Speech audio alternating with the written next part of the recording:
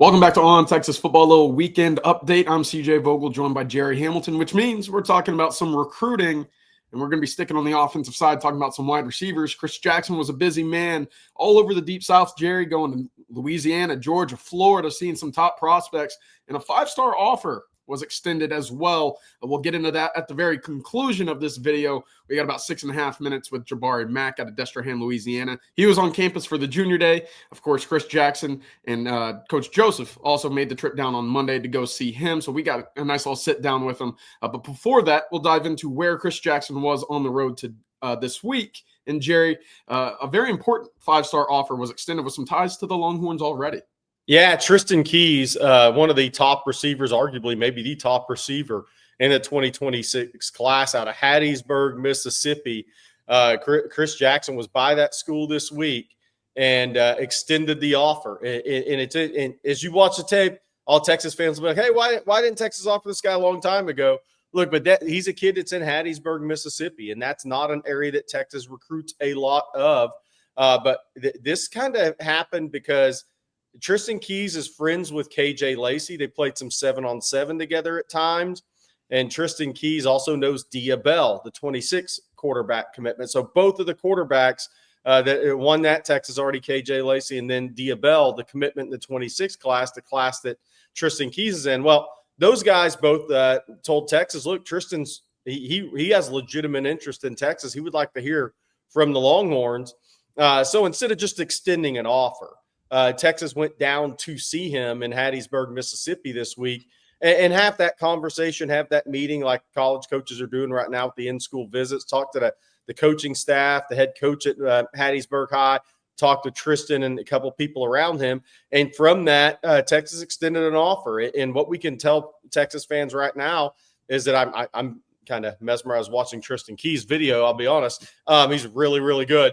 And but he plans to visit this spring for a spring practice and probably again for an official visit in June. So this is a legitimate offer Texas made. This isn't just an offer hoping the kid shows up. This is going to be planned. He has real interest in Texas. Now where it goes, we'll have to see. Tennessee's been in it a long time with him. I'm not sure he's going to stay in the state of Mississippi, though. Things can change, but that's kind of where I'm at right now. Tennessee, Alabama, A&M's trying to make some real inroads there as well. But all your SEC powers are in this thing, in this recruitment, but especially Tennessee and Alabama right now. But Texas has thrown their hat in the ring, and they expect him to get on campus and this to actually be a legitimate recruitment. And if we remember, I mean, last year with Jamie French, and I'm not saying that Keys is going to Texas, but last year with Jamie French, CJ, he didn't show up for a visit until the spring. That was his first ever visit to Texas. Right. And so the recruitments like this can happen for a school, even though some other schools may have been on him longer. So we'll see where it goes. But Tristan Keys, the five-star wide receiver from Hattiesburg, one of the top prospects in the country in this 26 class, offered by Texas this week. And plans to make a couple of visits, one in the spring and one an official visit in June. Good stuff, Gerry. Of course, I want to get your thoughts on who he might remind you of when you watch the tape. I mean, he extends his hands very well. The contested catches there, and let's not forget he went to state for 3 different events. Yeah, as a sophomore, he was a high jumper. He took bronze in the 6A Mississippi State track and field championship week, a triple jump, high jump. I mean, the explosiveness we're watching the tape. It's really impressive. Yeah, it is. And I'm not sure I have anybody. I hadn't really thought about it, who he reminds me of yet. I don't know if you have anybody, CJ, off the top of your head, but look, he is a elite SEC receiver because he's got 50-50 ball winning ability. He can contort and adjust his body to the ball, similar to Khaleke Lockett and Jamie French in the 25 class. But then after the catch now, like that, he's just a little different. He has got a lot of juice after the catch. So I would have to really sit down and think about who he reminds me of. I haven't really done that yet, but I know this is a legitimate.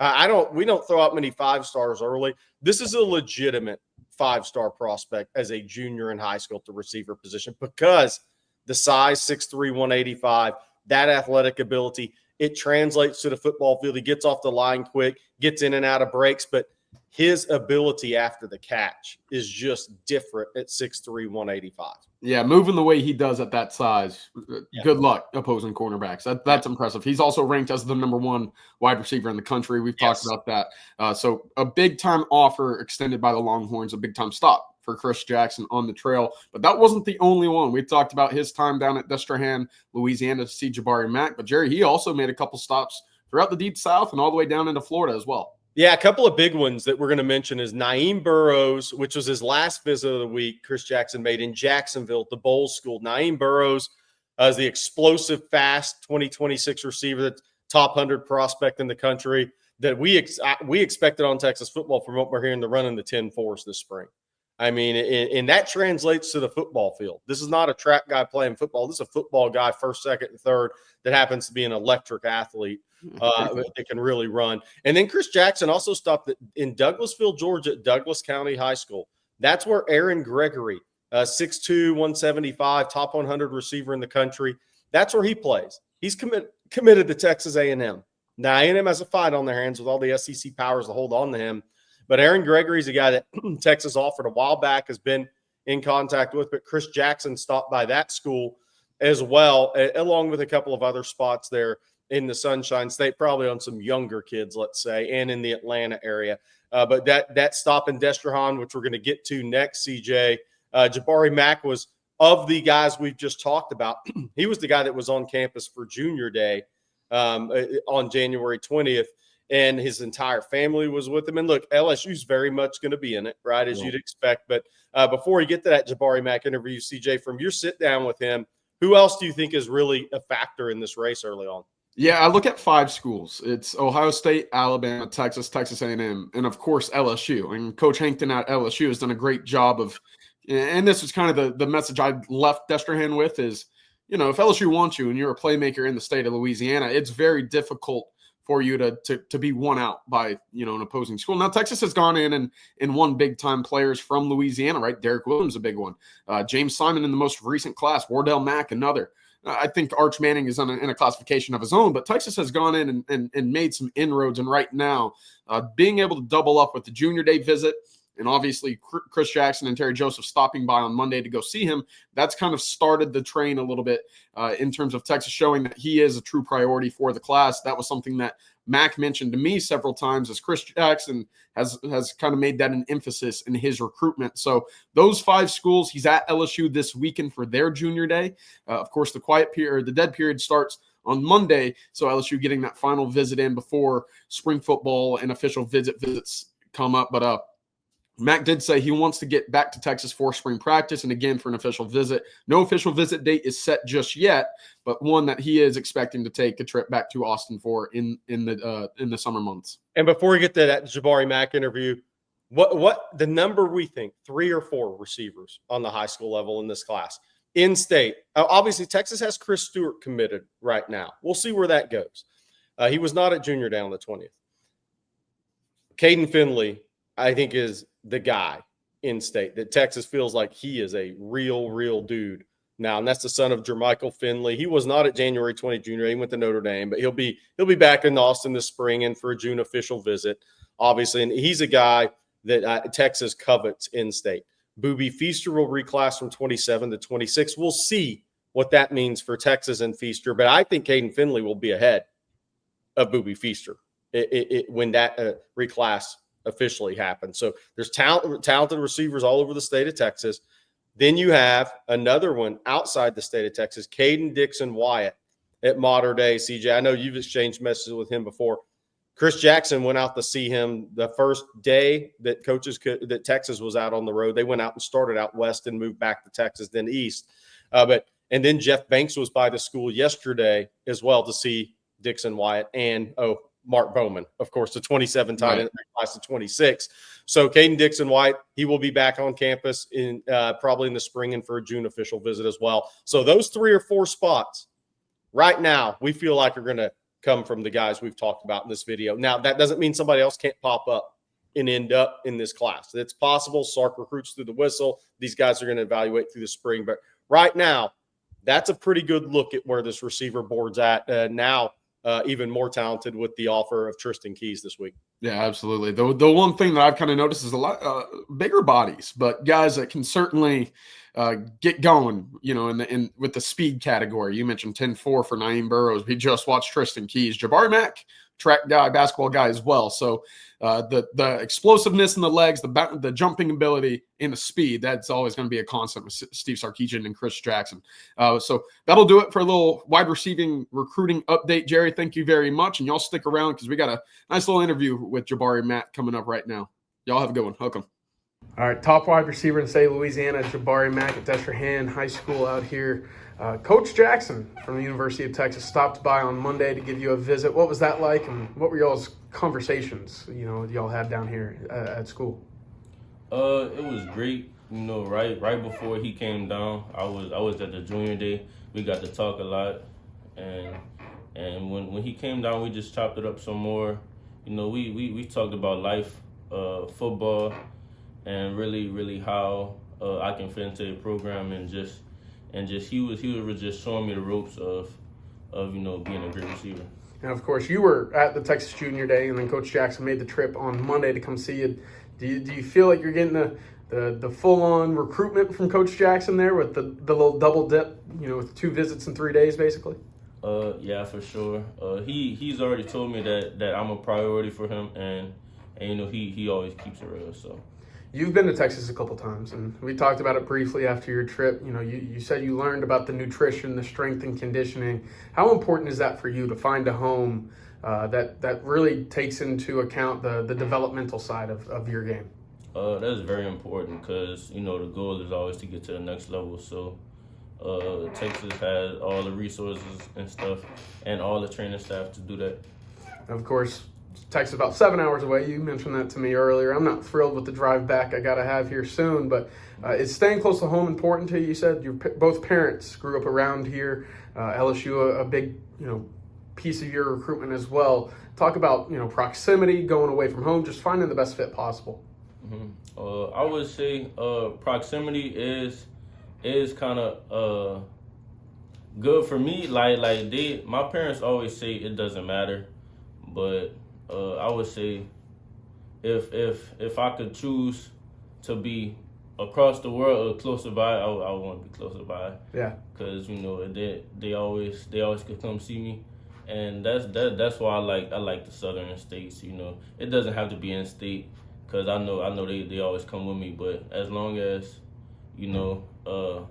it's possibly just a 7-hour drive instead of a 20-hour drive, and yeah.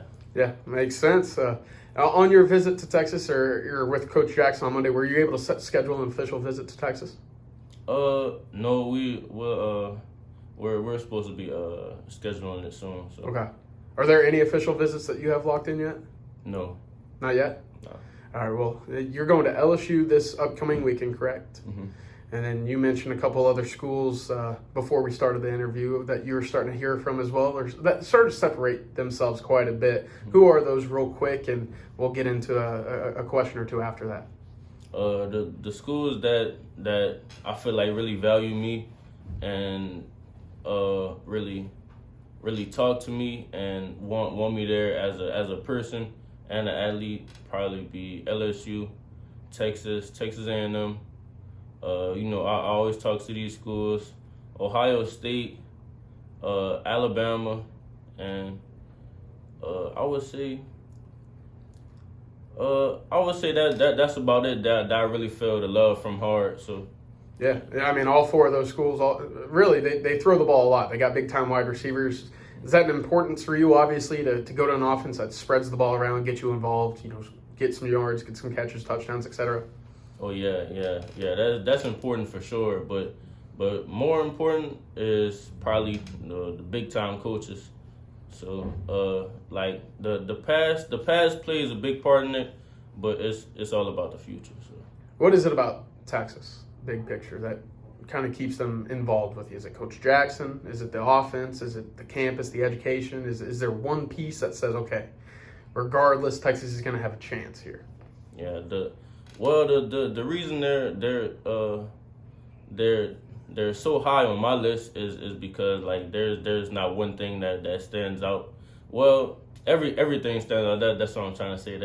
There's not one thing that sticks out. They're great at everything. You know, coaches, the place where it's at, and everything. So. Can I ask you about James Simon? Because on your visit, he came over, he gave you a hug, said you're the future. Y'all have a good relationship. How do y'all know one another?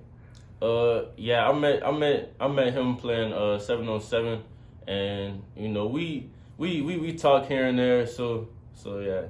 Yeah, of course. Now at Texas recruits every now and then from Louisiana. I'll ask you this as well.